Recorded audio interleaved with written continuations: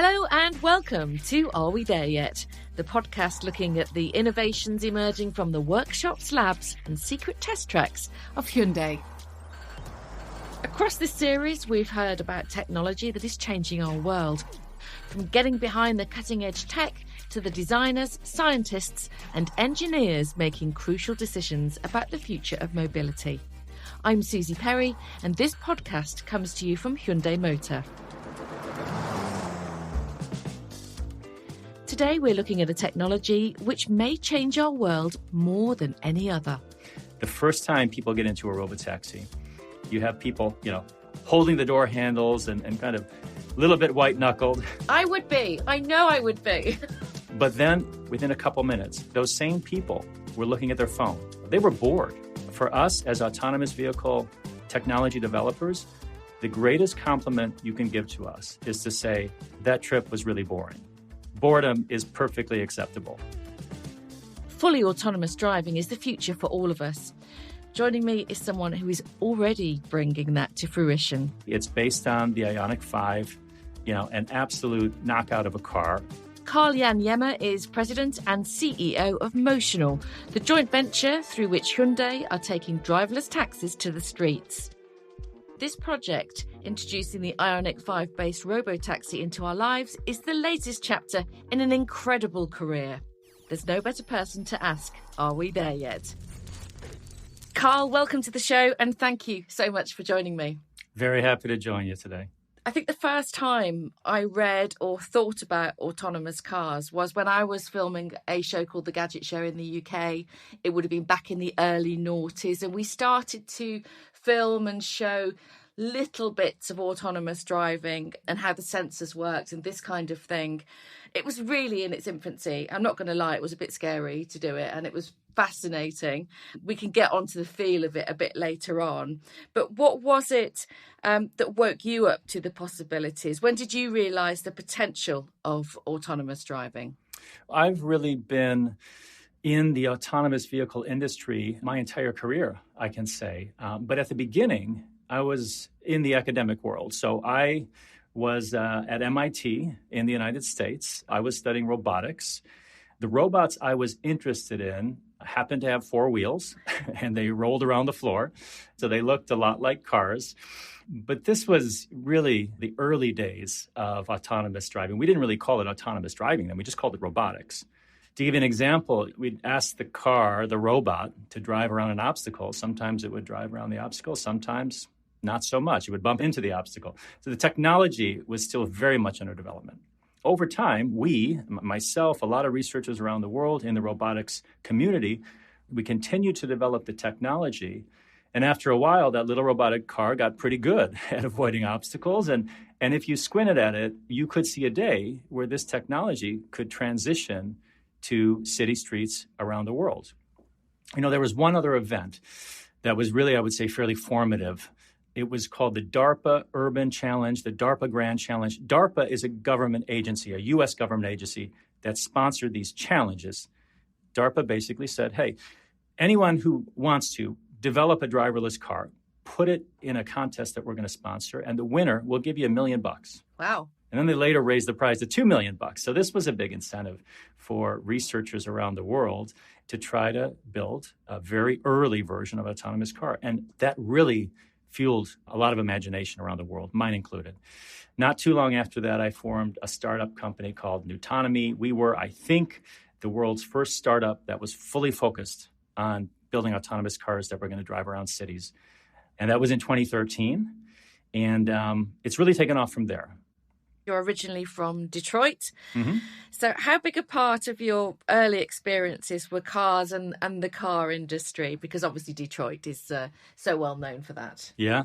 Well, if you grew up in Detroit in the 70s, as I did, cars were everywhere. It was really in the water in that part of the country. And I can honestly say that almost everyone I knew either had a family member or, let's say, a first relation that worked in the auto industry. It was that common. Everyone was in auto. You've also written a lot of books, novels. Do you see the mobility business as an imaginative challenge? at one point in my career, thought I would be a fiction writer. I wrote a couple of works of fiction, a novel, a book of short stories. It was something I love doing and still do. What we're doing in the autonomous driving industry is something fundamentally new. We're creating a technology that doesn't exist. Anytime you do something fundamentally new, it's a creative process, really by definition. The difference when you're writing a book, of course, is you're sitting in a room and creating the entire thing yourself.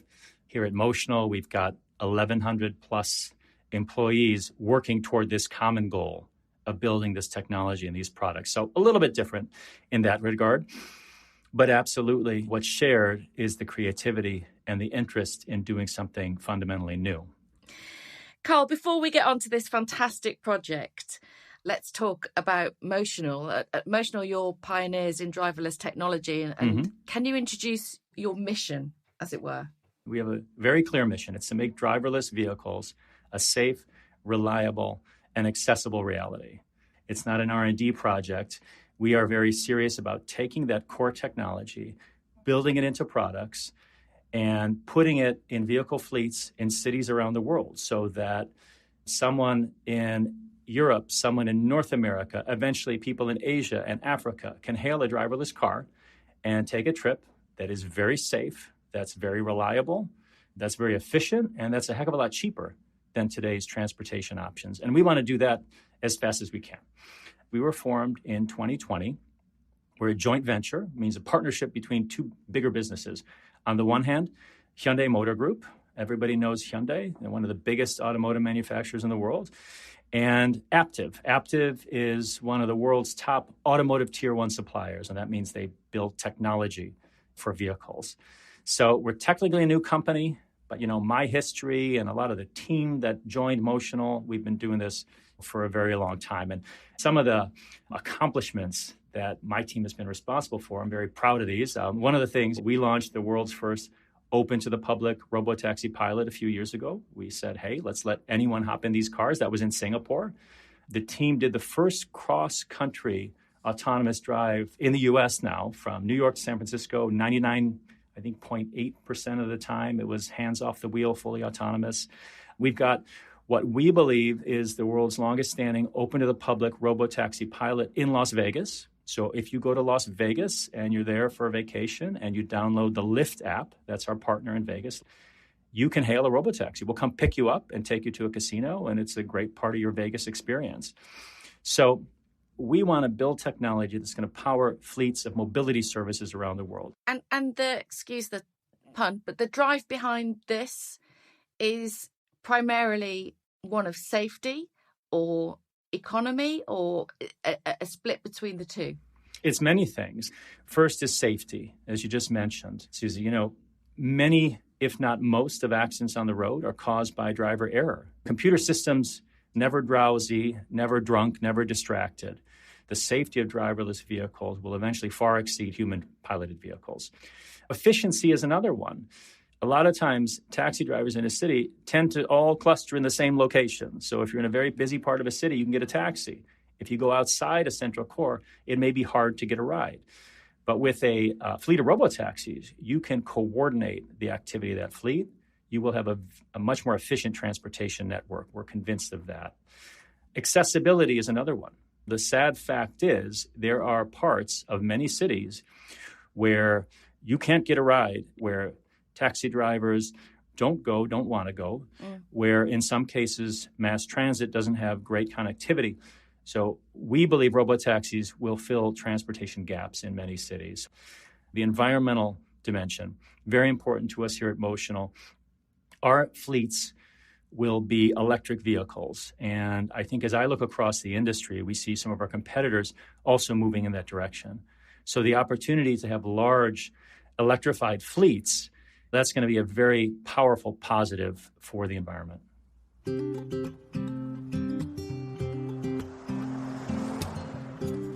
Let's come to the IONIQ 5 robotaxi now. How did this collaboration with Hyundai come about with Motional?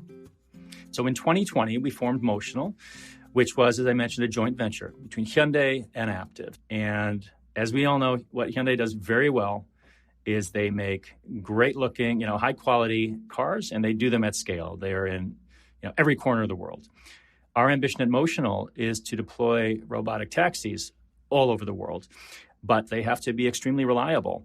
They have to have that same reliability as you would get for a passenger vehicle.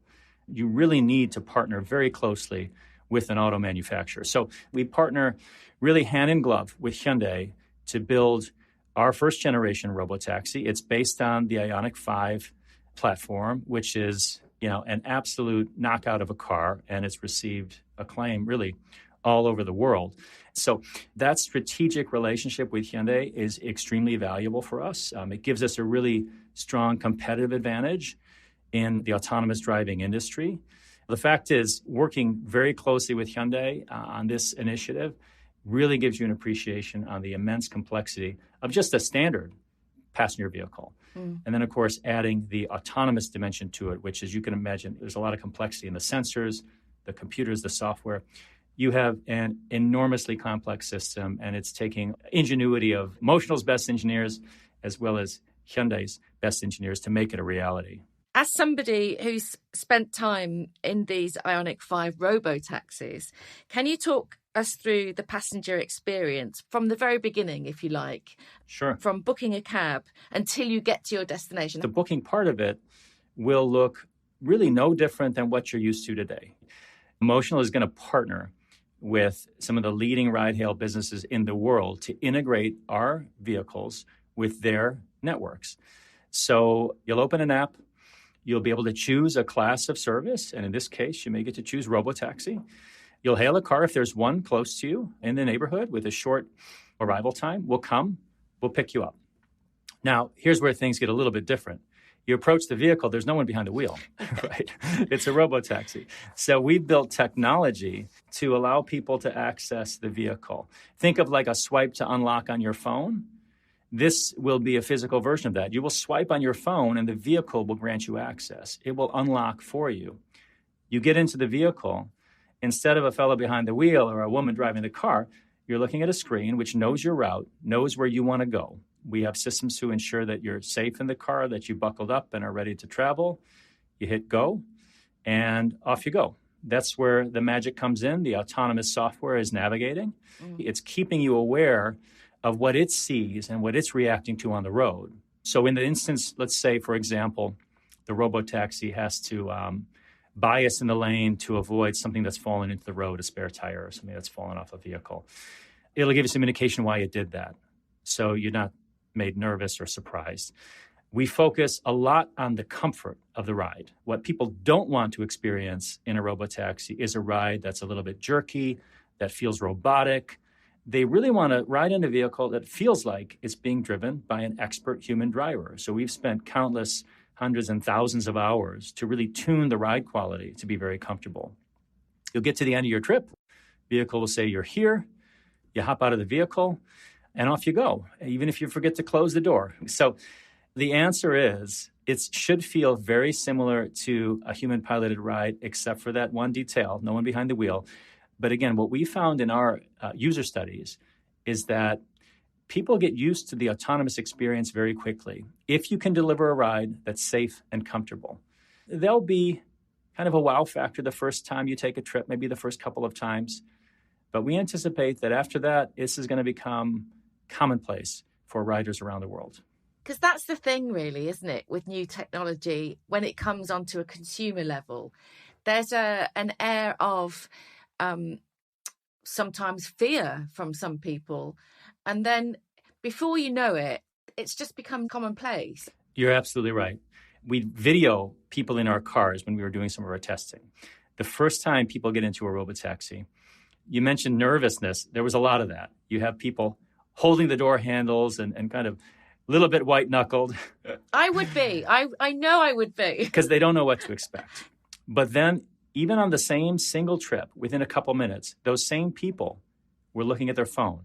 They were looking out the window. They were bored by the end of the trip. And for us as autonomous vehicle technology developers, the greatest compliment you can give to us is to say, that trip was really boring. That's the best thing we can hear. We don't want excitement. We don't want nervousness. We don't want anxiety. Boredom is perfectly acceptable. Can you talk us through the testing regime then? You just mentioned it there when you were filming and looking at how it was going to work. What does the vehicle have to demonstrate before it gets onto the road, and where are you doing the testing?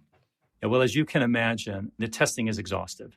For us as a business to achieve the confidence that the technology is safe enough to put on the roads, we've got to really put it through the ringer. And I'm in these vehicles very regularly. So I have to be convinced personally, and I've got to be convinced that I would put my wife in this vehicle, my kids in this vehicle before we're going to release it to the public.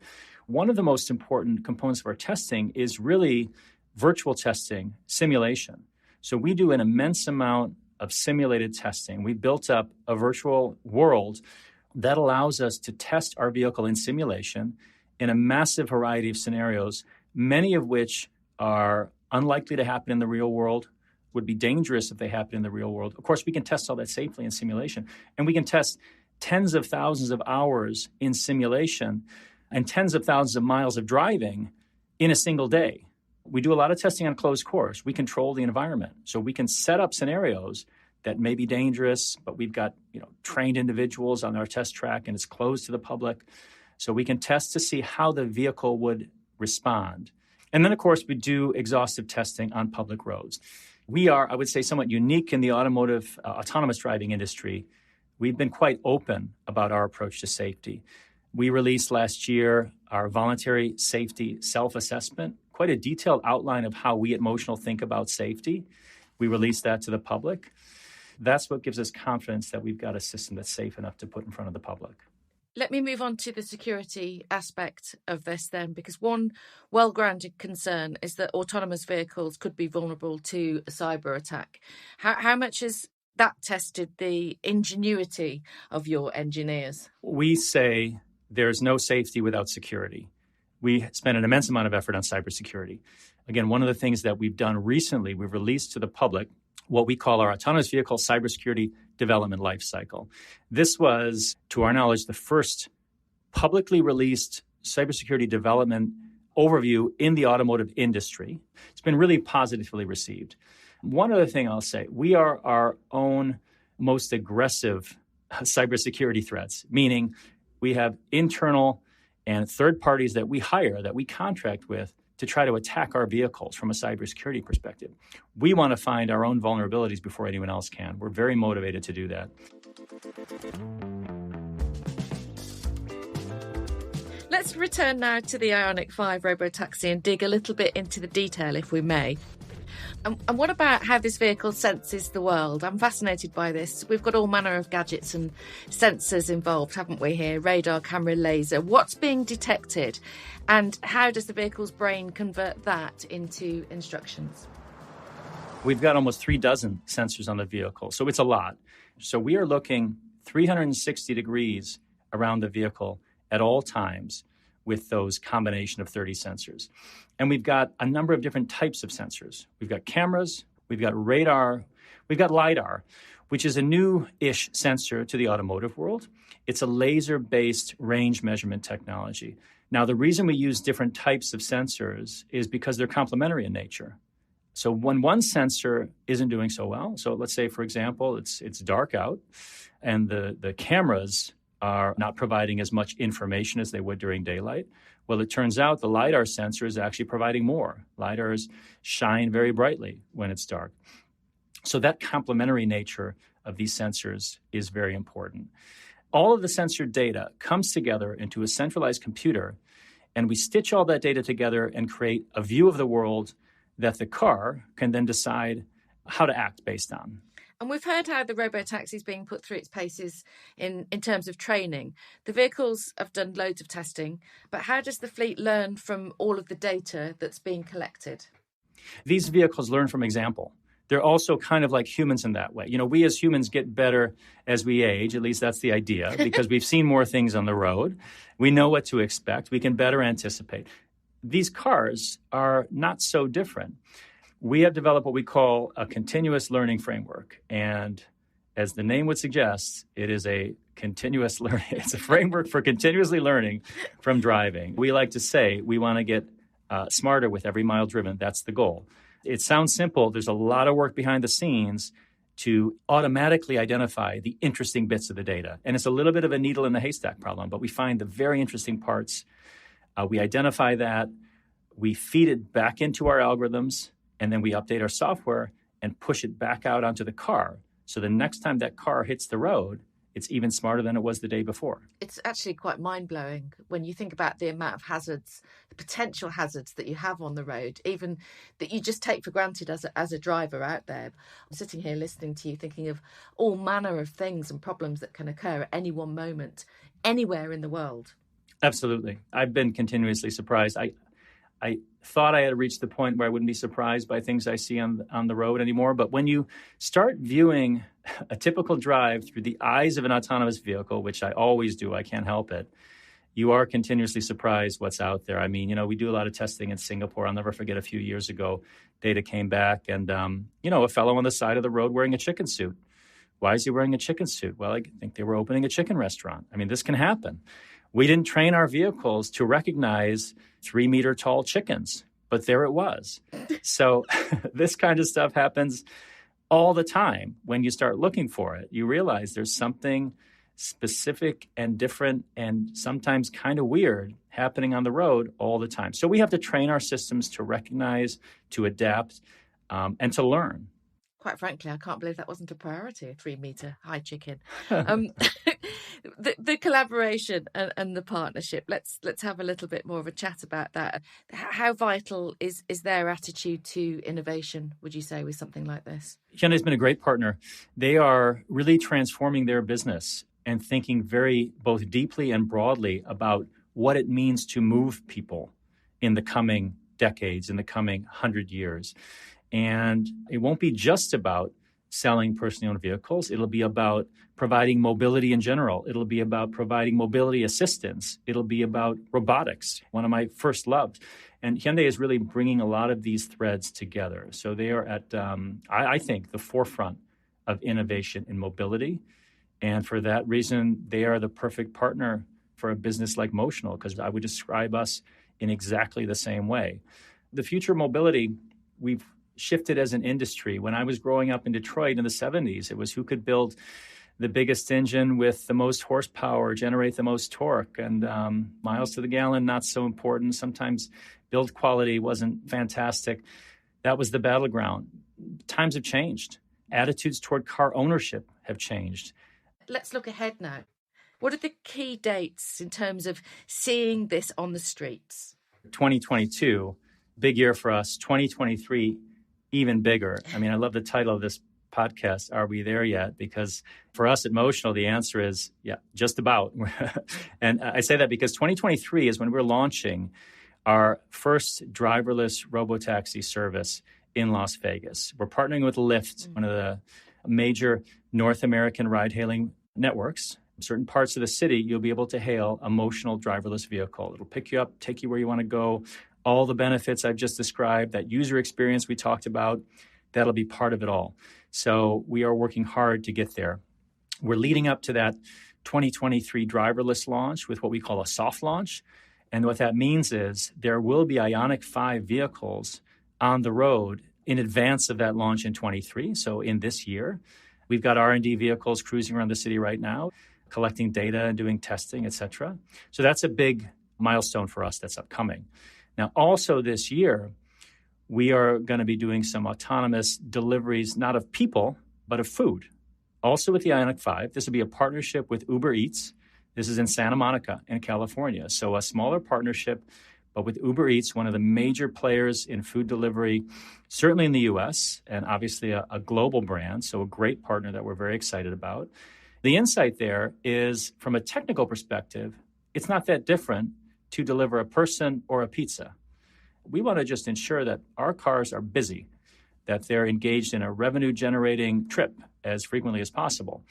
So we love the idea of partnering with both ride-hail companies and delivery companies to ensure we're making the most out of our technology. This podcast, as you mentioned, is called Are We There Yet? The IONIQ 5 robotaxi seems like it is there, but what further changes need to happen before autonomy sweeps the world?